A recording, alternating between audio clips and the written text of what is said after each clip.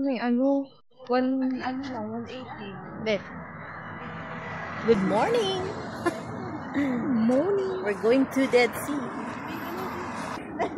Dito na yung bus namin. Here. Uy, magano ko ah. Here. Ako din, magundo ako. Ayan, lagay ng mga pagkain. Para hindi magutom.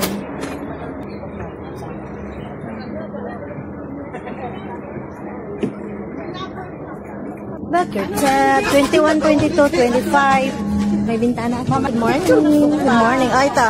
1, 2, 3. Time check. 2:58. Dapat 3 past makaalis na kami. Ang umaga.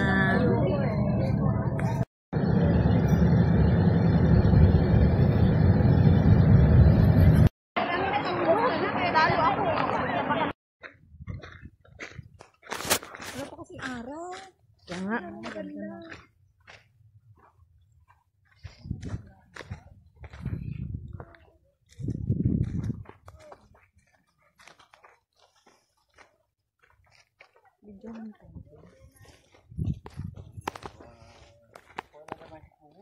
Hanggang point 2. Yung model dapat dalawa na yung bag kasi nakalupin. May salaw. Information dati ito yung information and tickets dito sila bumibili.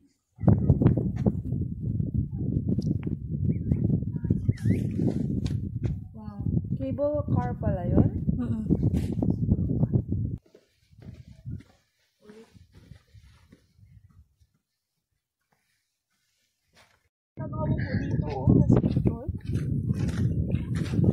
Be.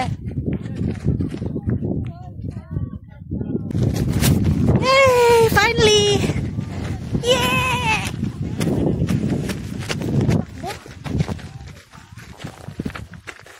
Diyan kami galing kanina. O imagine, nandun yung bus namin, oh. Ayun, oh, yung dalawang maliit. Diba? Nandiyan kami kanina. Inakyat namin to. Dito ako. Grabe! Tamad. Ito diba ang 100 yan sa'yo? Wow! Pwede mo siya i-zoom video mo. Tara! Tara! Sumama ka sa akin. Hawakan ang aking kamay. Tayo ay maglalakbay.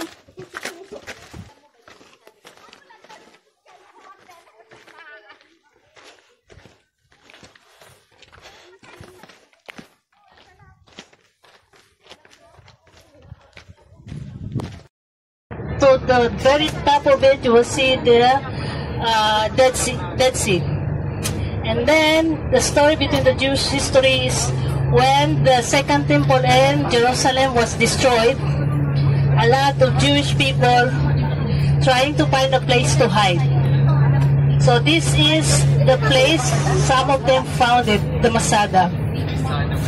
They escaped from the Romanians during the Romans during the Second Temple was destroyed, and they lived a normal life here in Masada.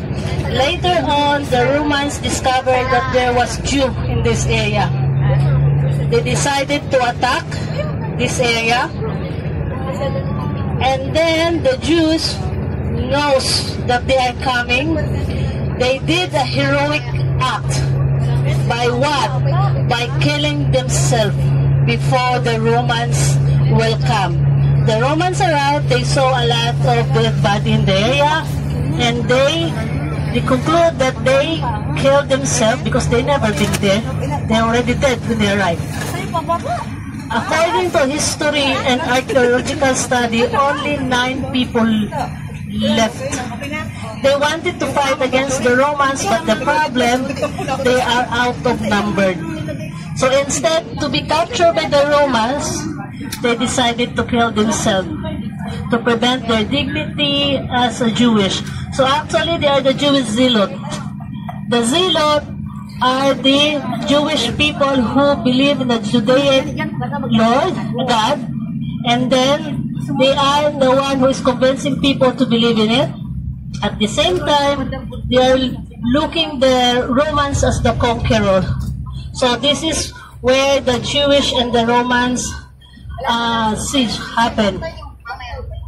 So it was, the second temple in Jerusalem was destroyed during 70 AD. So this is the story of Masada. At the same time, in modern history, people are coming back here not only because because of its history. It's because of this sunrise that they are trying to always to see the beautiful sunrise every morning. So a lot of hikers will come here at 5 o'clock in the morning to see the very first sunrise. Because if you want, just like we arrived today a little bit late, so the sun is already out. So I hope if you want to learn more about the Masada history, you can also see it in YouTube or even at TikTok. Sometimes they put it. And I hope you had a very nice hiking experience today, and you enjoy your pictorials and your TikTok that takes you time. At least you enjoy. That's one of the most beautiful thing you will do in the tour. You go home, you enjoyed, you took a lot of pictures, and you had a good memory in this area. So the next destination.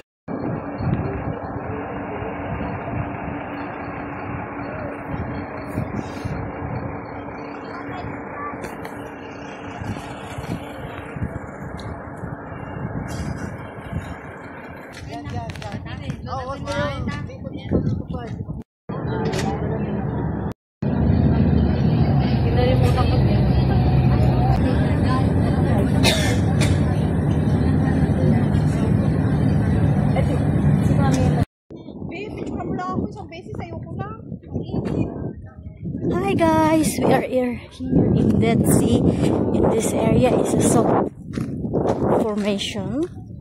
So we go there. Uy, shoes pa tayo. Here, we will go there. Yeah, it's a salt. It's a salt from Dead Sea. Say that. Here.